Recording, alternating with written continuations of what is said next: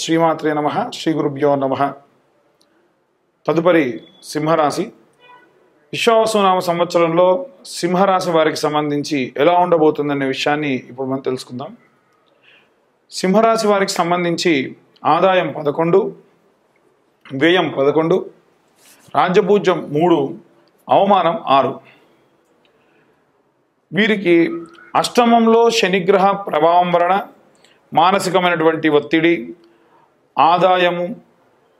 ఆదాయంలో ఖర్చు, అలాగే సినీ రంగానికి సంబంధించి రాజకీయ రంగాల వారికి సంబంధించి నూతన అవకాశాలు పొందేటువంటి అవకాశం కూడా ఉంది. గతంలో వీరు చేసినటువంటి పరిశ్రమకి కష్టానికి సంబంధించి మంచి సత్ఫలితం పొందేటువంటి అవకాశం కూడా సినీ రాజకీయ రంగాల వారికి కనిపిస్తూ ఉంది. నూతన సంవత్సరంలో ఈ రాశి వారికి అవకాశాలు అందిపుచ్చుకుంటారు. ఏ పాటి కొంచెం ఛాన్స్ ఉన్నా దాన్ని యూటిలైజ్ చేసుకుంటూ ఉంటారు. అలాగే కెరీర్ పరంగా ప్రత్యేక శ్రద్ధ వహిస్తూ ఉంటారు. అలాగే ఈ రాశి వారికి శనిగ్రహం 7, 8వ స్థానంలో సంచరించడం వలన వ్యక్తిగతమైనటువంటి పనులు ఆలస్యం అయ్యేటువంటి అవకాశం ఉంటుంది. ఉదాహరణకు, మీరు ఏదైనా మీ ఆర్గనైజేషన్లో పనిచేస్తే మీకు పని అప్పగిస్తే టక్మన్ అయిపోతుంది. అరే నేను అన్ని పనులు చాలా బాగా చేస్తున్నా కదా అని చెప్పి మీ పనులు ఏవైనా ముందర వేసుకుంటే మాత్రం లేట్ అవుతుంది. ఇది సాధారణంగా శనిగ్రహ ప్రభావం వలన జరిగేటువంటి ఇబ్బందులు.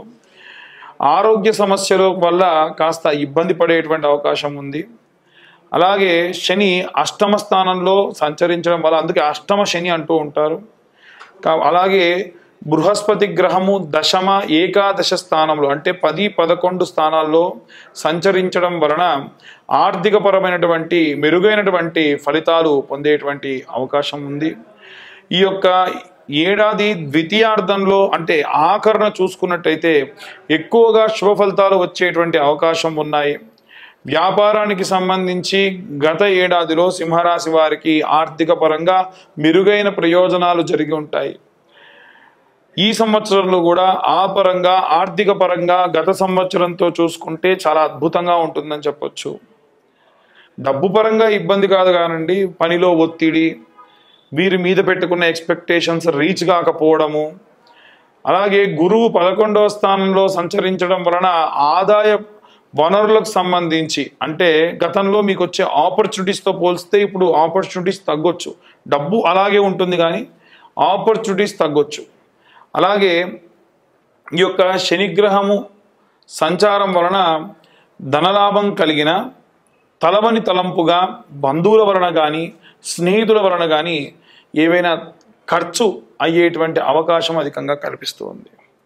అలాగే బదిలీలు జరిగేటువంటి అవకాశం. ఇప్పుడు అంతా బాగుంది, ఉద్యోగస్తులకు మాకేం ఖర్చు అంటే మీకు ప్రమోషన్ వస్తుందండి అని చెప్పి ట్రాన్స్ఫర్ చేస్తారు. అక్కడ నూతన వాతావరణము, కొత్త ప్రదేశము, ఎలా ఉండాలో తెలియదు, మీ కుటుంబ సభ్యులు ఎలా ఉంటారో తెలియదు, ఇరుగు పొరుగు వారు ఎలా ఉంటారో తెలియదు. వీటికి సంబంధించి మానసికమైన ఆందోళన, లేదా ఆఫీస్లో ఉన్న వాళ్ళు ఇంకొక ఆఫీస్కి మారడము, ఒక చిన్న కొట్టులో పనిచేసే వాళ్ళు ఉద్యోగం మాని ఇంకొక దాంట్లోకి వెళ్ళిపోవడము, అప్పటి వరకు చాలా సెక్యూర్డ్గా ఉన్న వాళ్ళు కాస్త కష్టపడేటువంటి ప్రదేశంలో పనిచేసేటువంటి అవకాశం అధికంగా కనిపిస్తుంది. అలాగే రైతులకు సంబంధించి 7వ స్థానంలో అలాగే 8వ స్థానంలో శని సంచారం వలన రైతులు ఇబ్బంది పడేటువంటి అవకాశం ఉంది.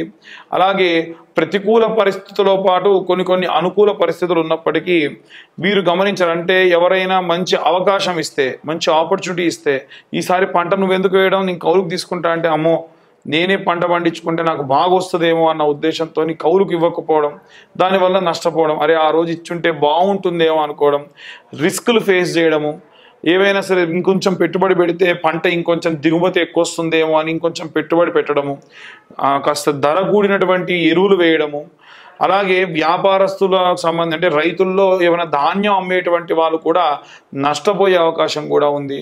ఏదైనా సరే సేంద్రియ ఉత్పాదులు కానీ లేకుంటే సేంద్రియ పరంగా వ్యవసాయం చేయడం వల్ల కూడా కాస్త ఇబ్బంది పడే అవకాశం కనిపిస్తుంది.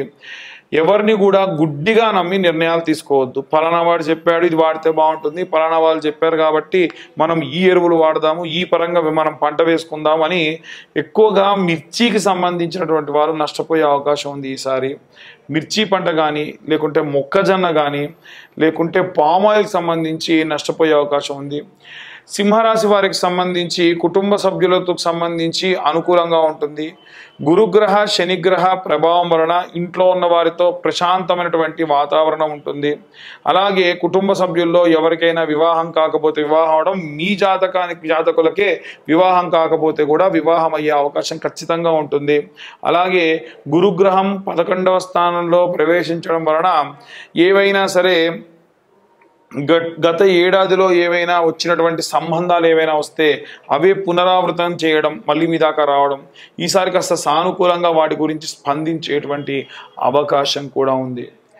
ఇక ఎవరైతే విద్యారంగంలో ఉన్నారో విద్యార్థులకు సంబంధించి గురువు 9వ స్థానంలోకి సంచరించడం వలన, అదేంటండి ఇందాకేమో సప్తమం అన్నారు, తర్వాత అష్టమం అన్నారు, ఇప్పుడు 9 అంటున్నారంటే, నేను చెప్పేది సంవత్సరం మొత్తంలో గురువు ఒక చోట ఉండడు కదా, ఆయన ప్రయాణం కొనసాగిస్తూ ఉంటాడు. కాబట్టి అప్పుడు ఈయన 9వ స్థానంలోకి చేరడం వలన విద్యార్థులకు సంబంధించి పోటీ పరీక్షల్లో ఉత్తీర్ణత, ఇదంతా ద్వితీయార్థంలో జరుగుతుంది. మొదటి 6 నెలల్లో ఇలాంటివి ఏవి కాకుండా ద్వితీయార్థంలో జరిగే అవకాశం అధికంగా కనిపిస్తుంది.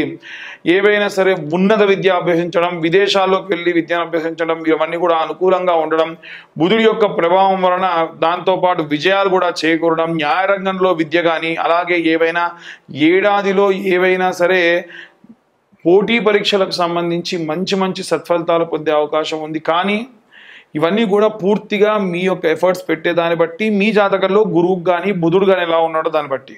గాల్లో దీపం పెట్టి దేవుడా అంటే మటుకు మనం ఏమి చేయలేం.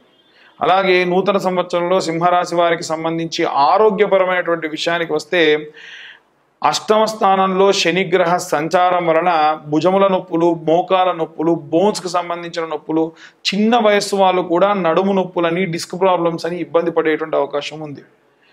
వీలైనంత వరకు ఒత్తిడి తగ్గితే ఇవన్నీ కూడా బాగానే ఉంటుంది.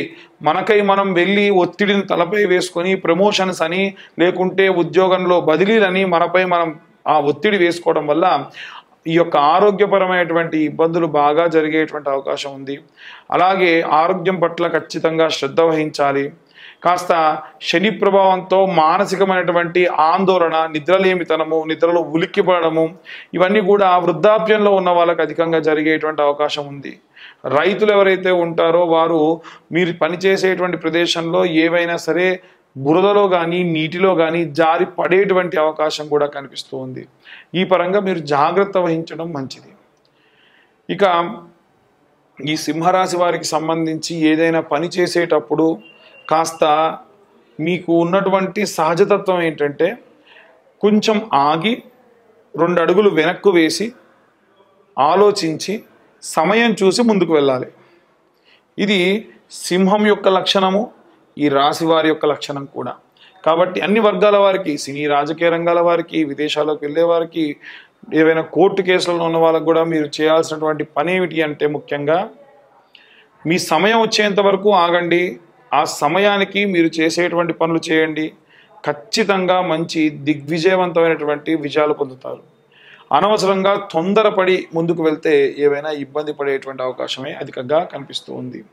ఇక ఇవన్నీ కూడా గోచారరీత్యా చెప్పేటువంటి విషయములు మాత్రమే. పూర్తిగా మీ జాతకం విశ్లేషణతో మీకు కావాలి అంటే మీ పేరు, మీ date of birth, time, place కింద ఉన్న నెంబర్కి వాట్సాప్ చేస్తే పూర్తిగా 60 నుండి 70 పేజీల జాతకం మీకు విశ్లేషణతో మీకు అందించడం జరుగుతుంది.